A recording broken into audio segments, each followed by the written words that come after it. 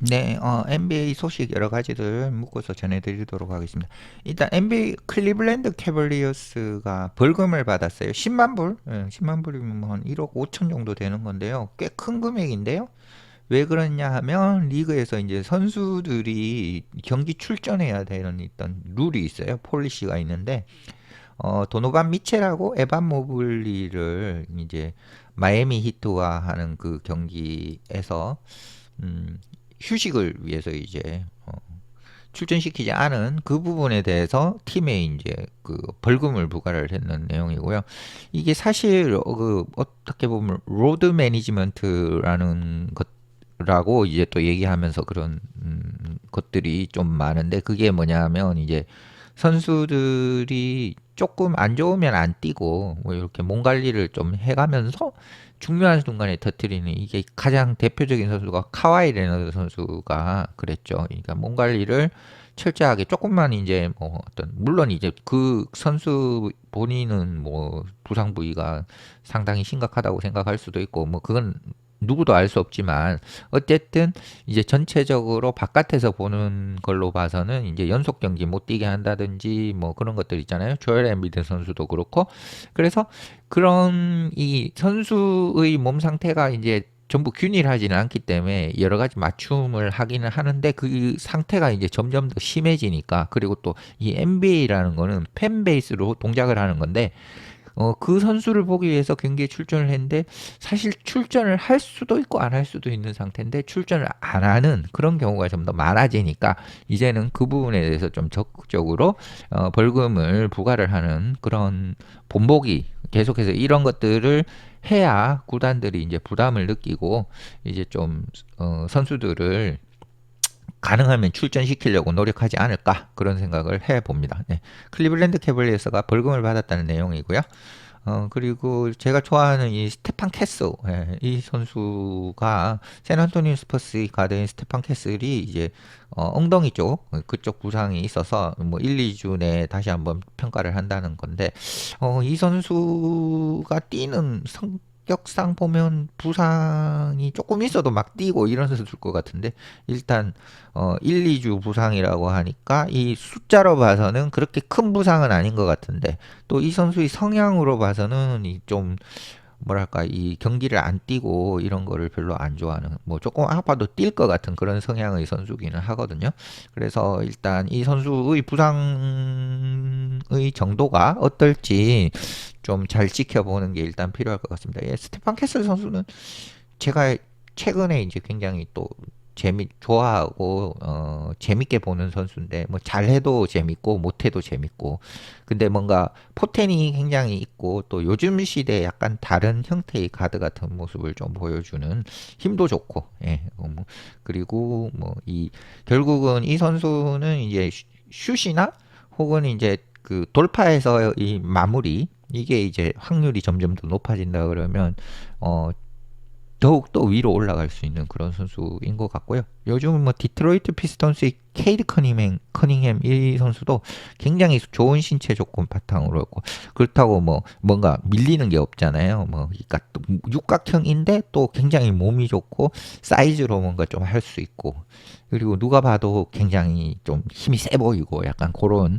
타입인데 스테판 캐슬도 약간 그 전체적으로 신체 조건이 굉장히 좋아 보이고 힘이 있어 보이는 그런 타입인데 플레이 스타일이 어떤 식으로 변경될지는 좀 봐야 될 것 같고 일단 샌안토니오 스퍼스에 있기 때문에 본인이 가진 능력을 충분히 그 코치진에서 잘 이끌어낼 거라고 일단 예상을 해봅니다.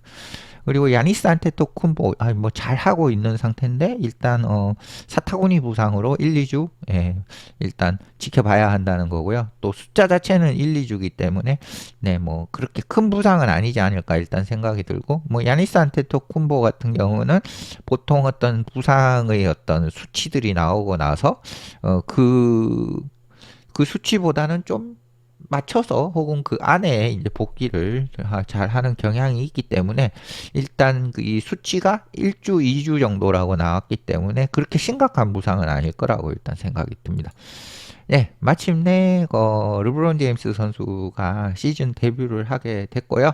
예, 사진으로 봐서도 르브론 할아버지 어떻게 보면 이제 또 근데 그 할아버지를 또 잘 못 막아요 선수들이. 그리고 이 선수가 아직 지난 시즌도 뭐 20점 중반대 뭐 이런 정도를 해버리고 수비 부분에서 분명히 문제가 있습니다만은, 예, 그리고 또 관심 있게 지켜봐야 될 것은 르브론 제임스가 돌아왔는데 지금 잘 나가고 있는 LA 레이커스의 플러스가 될지 마이너스가 될지 그 부분을 굉장히 좀 농구를 관계자들 그런 사람들은 굉장히 눈여겨볼 거라고 생각이 들고, 이게 지금 르브론 제임스가 올 시즌 뛰는 게 플러스라고 생각이 된다 그러면 이 선수의 어떤 그 선수의 마지막 커리어 몇 년이 남았을지 모르죠. 혹은 뭐 올 시즌이 마지막일 수도 있는데 그 부분이 굉장히 좀 잘 또 예쁘게 마무리될 수 있을 거고요. 만약에 그렇지 않고 이게 그냥 보이는 스탯 자체만 그렇고 팀 성적 자체는 이게 좀 별로다 이런 생각이 들면 또 전체적으로 모든 팀들이 부담스러워하는 선수가 될 가능성도 일단은 있어 보이고, 이 르브론 제임스가 스탯 자체가 굉장히 낮아질 거다 이런 생각은 별로 안 들어요. 예를 들어서 25득점 하던 선수가 20득점도 못하게 된다 이렇지는 않을 것 같아요. 근데 단지 이제 에너지 수비에서의 공수 양면에서의 에너지나 혹은 그런 어, 긴박감 넘치는 경기에서의 집중도와 존재감 그런 부분들이 영향을 받지 수치적으로는 별로 안 떨어질 것 같으니까 결국은 이 선수가 들어가서 팀이 승리를 하는데 플러스가 될 것이냐, 이 부분을 지켜보는 게 굉장히 중요할 걸로 보이고요. 르브론 제임스는 25-26 시즌 NBA 시즌 데뷔를 화요일이니까 오늘 한국 시간으로 오늘이 될 것 같습니다. 유타 재즈와의 경기에 출전을 하게 된다는 소식이고, 저도 꼭 뭐 그 하이라이트라도 꼭 챙겨 보려고 생각 중입니다.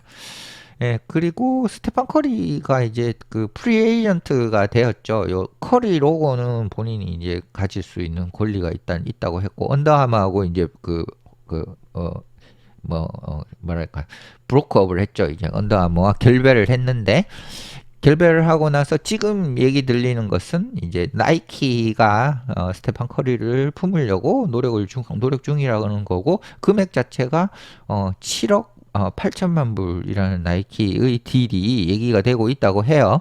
이 금액은 뭐 나이키 역사상 최고라고 되어 있습니다. 여기 보면 이제 스테판 커리는 이 7억 8천만 불 7년 스니커 계약을 나이키와 얘기를 하고 있고, 이거는 라지스트 가장 큰 계약이 스포츠 역사상, 스포츠 농구가 아니라 스포츠 역사상 가장 큰 계약 중의 하나가 될 수 있다는 거고, 만약에 그렇게 된다 그러면 나이키가 커리 브랜드, 조던 브랜드, 르브론, 뭐 코비 이렇게 이제 글로벌 아이콘들에 대한 것들 이 포트폴리오를 다 장악할 수 있는, 나이키가 거의 장악할 수 있는, 이렇게 되면 언더아머는 어디에 인수되지 않을까 이런 생각은 좀 듭니다. 리복이 사라졌듯이 언더아머도 좀 사라질 가능성이 있지 않나, 그런 생각이 좀 듭니다. 네, 오늘 NBA 여러 가지 소식들 묶어서 전해드리면서 마치겠습니다.